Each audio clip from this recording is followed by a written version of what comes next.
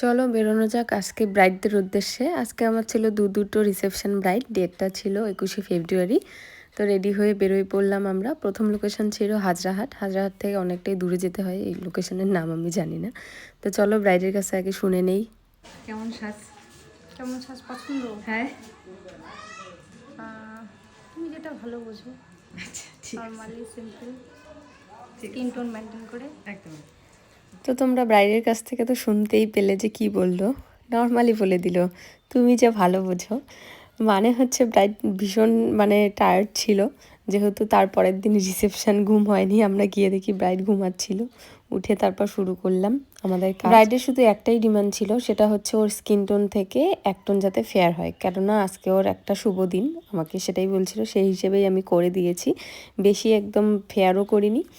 ওর skin tone থেকে শুধু এক টোন ফেয়ার। তো যাই হোক, আমার মেকআপের সাথে সাথে হেয়ারটাও করে নিচ্ছিলাম, কারণ হচ্ছে টাইম ছিল না, সেকেন্ড লোকেশনে যেতে হবে আমাদের। হেয়ারটা যেহেতু বলছে যে বার্ন করবে এবং পিছনে ঘোমটা দিবে, সেই হিসেবেই কিন্তু একটা মেসি বার্ন ক্রিয়েট করেছি আমরা। মেকআপটা তোমরা দেখতেই পাচ্ছ যে বেশি একটা ফেয়ার কিন্তু লাগছে না।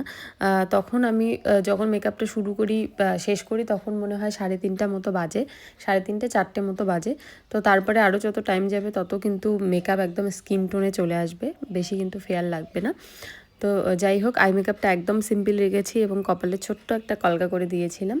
আর এখন কেউই সেরকম কালারফুল আই মেকআপ কিন্তু খোঁজে না, সবাই বলে তুমি নিউডের মধ্যে একটু করে দাও। সেই হিসেবেই কিন্তু আই মেকআপগুলো ক্রিয়েট করা হয়। তোমরা সবাই দেখে জানাবে যে আজকের এই মিষ্টি রিসেপশন ব্রাইডকে তোমাদের কেমন লাগলো, এবং আমার সাজানোগুলোর মধ্যে তোমাদের কোন পার্টটা বেশি ভালো লাগে সেটাও জানিও।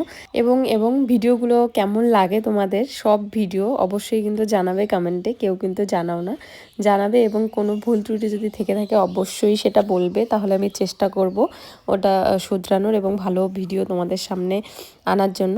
তো চলো দেখে নাও আজকের ফুল লুক, এই মিষ্টি রিসেপশন ব্রাইড। তোমাদের কেমন লাগলো সেটা কিন্তু অবশ্যই আমাকে জানাতে ভুলবে না। চলো ব্রাইডের কাছেই শুনে নেই যে ওর রিসেপশন লুক কেমন লাগলো, কতটা ভালো বা কতটা কি করতে পারলাম। কেমন লাগলো?